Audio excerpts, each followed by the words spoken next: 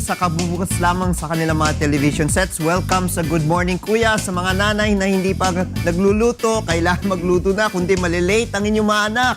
Araw ngayon po ng Martes, 3 sa buwan ng Hunyo, tayo ay sa bayan ding napapakinggan sa UNTV Radio La Verdad 1350.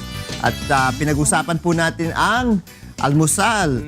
Alamin po natin kung ano ang ating magiging almusal ngayong umaga mula sa Reyna ng Kusina, si Rina. Good morning, Rina. Good morning ko. Ang magiging lagay ng ating breakfast this morning ay mula sa ating muscle man at weatherman na si Mr. Ray Pelayo. Good morning! Welcome sa aking kusina. Ayan. Si Ray, ano ang ating breakfast this morning?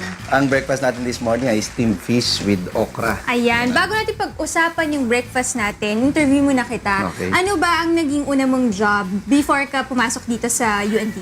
Well, bago tayo naging reporter ay naging muna tayo, sumabang muna tayo dun sa pag-market nitong sa Prinid Company, sa isang Prinid Company. Ayan. Tapos kailan ka po nag-start dito? 2007, nung yung umpisa kami turuan ni Kuya Daniel sa pagre-report. Although talagang wala naman sa ano natin, sa linya natin yung talagang mass communication, pero matawa ng Diyos dun sa pagtuturo ni Kuya. Nag-excel ka talaga doon. Anong oras ka Hindi naman nagigising, Ray? Ang, siyempre, kailangan ng preparation, mga 3:30, nag-start na tayong mag-prepare. Magising. So, ikaw nagbe-breakfast ka at what time?